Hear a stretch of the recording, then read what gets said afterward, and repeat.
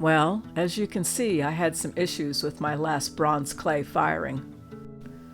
Some pieces were pretty much a disaster, and others were just fine, or pretty close to being fine. I have no idea what caused all the problems. It could be old clay, it could have been the firing. I did a different firing schedule than normal. But, as you can see, some pieces are just fine. And then other pieces, which this one looks just perfect on one side, on the other side, not so much. And some pieces had a little bit of loss around the edges, which I think will be interesting when it all gets put together in the finished piece. But I don't know, it was just a complete mystery. I had thought that if I dropped a piece in water, I could tell by the bubbles if it was fully sintered or not. And then I would put it on my workbench, and I'd go at it with my torch and see all those little white spots. I thought I would fuse everything back together after heating it up and getting it red hot for a bit. But this time it was just doing all these strange things, like the color of that flame. I have no idea where that came from. But I got it all nice and red hot and was thinking that it was going to be fused. But apparently not. Not being one to give up, I decided to try something that I've done before and use fine silver metal clay to repair these and see if I could get them to hold together. Most of these are going to be pretty straightforward. But this piece is going to be a bit of a challenge. I decided the shards were fully centered, and so I chucked everything into the tumbler, fingers crossed. And all those polished edges, hopefully that'll make for a better bond. And back over to the capped crystals, only 2 of the ones that were damaged looked like they had any chance of being repaired. Some of them, like this one, were pretty close to just being perfect. I love that raw edge. That's me. Everything I like is imperfect. Same thing with this one where the edge was a little bit raw and ragged, but it's all filed down and nice and smooth, so it's not going to snag anything. And this one looked like it was going to be a super easy fix. It was just going to take a couple little bits of clay to fill in those little gaps. But as you'll see later, things don't always work out like I planned. In the past, when I've done repairs on fine silver metal clay, I've always used this lavender slip. It's just lavender oil mixed with the fine silver. It's always worked in the past, but it really didn't do me any favors this time. But if you are going to try and repair fine silver to fine silver, this is the ticket. So I add a little bit of the lavender slip to the inside of the cap, and then fill that little hole with just a tiny bit of the fine silver metal clay.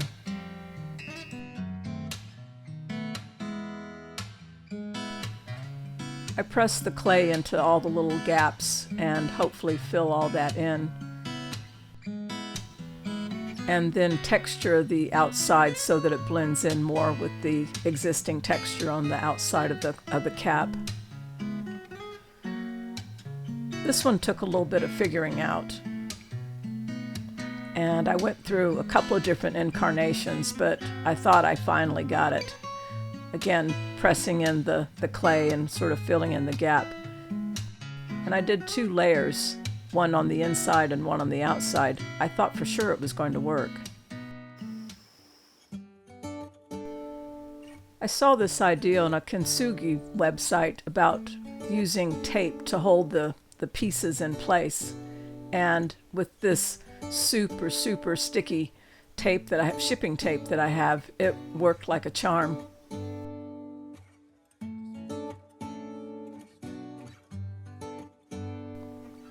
And in retrospect, I'm seeing that I didn't use the lavender slip when I was repairing these. I have no idea why I didn't do that. I just forgot, I guess.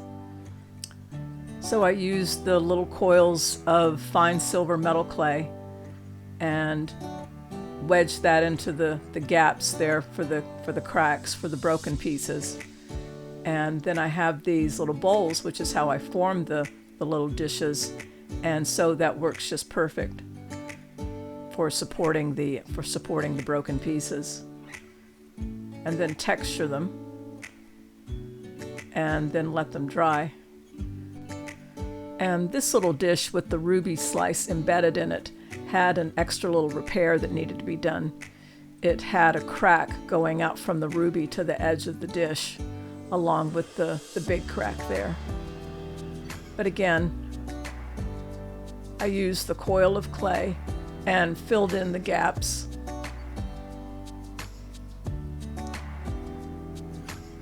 And using the little wood-fired dish for support, it holds everything in place and will allow it to dry without bending or getting misshapen.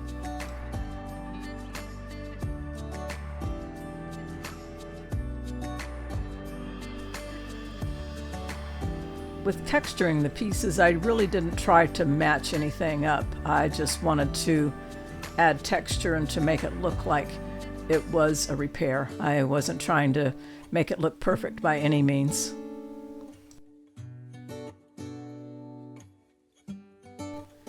And then I let everything dry overnight. And now comes the tricky part. Like I was saying, that tape is very, very sticky, so trying to get it off of the back of the little dish was a bit of a challenge. I had to be very careful so as not to break the little seam. I wanted the back flush with the other edges of the little dish, so I used a variety of sanding and filing implements to get it as level as I could. And then it was time to fire everything. So I fired it open shelf on a bed of alumina hydrate, and that supports the pieces so they won't collapse during the firing, which I set to 1250 degrees and to hold for 45 minutes. So here we are, fresh out of the firing. The little dishes all turned out fine. They were all fully centered, and I thought this little cap was going to be all right, but again, you'll see a little bit later, not so much. And this one was a disaster. I have no idea. Again, I have no idea what happened.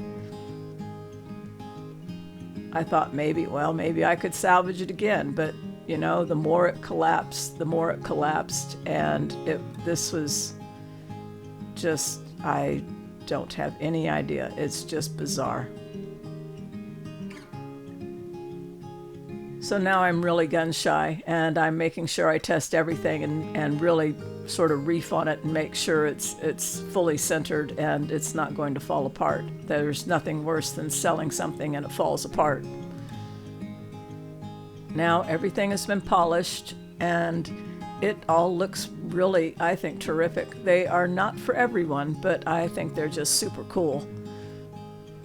I love the contrast of the silver and the patina on both the bronze and the silver.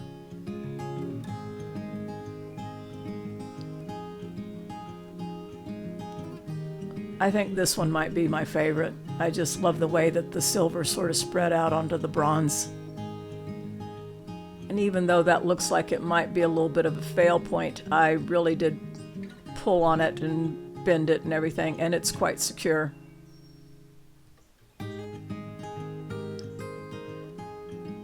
And the caps, I think, were just a terrific success. I love those little ragged edges, and they're all nice and smooth. Like I said before, they're not going to snag anything.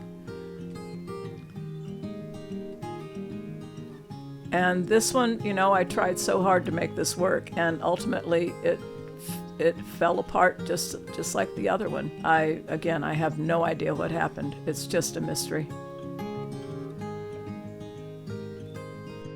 And these are all just so beautiful. Even though I only ended up with 7 out of the 12 that I started with, I'm just thrilled how everything looks. They all came together just beautifully. And nothing makes me happier than to be able to share these beautiful things with you. It's the whole reason I do this. Making beautiful things gives me great joy. Sharing them is like the icing on the cake.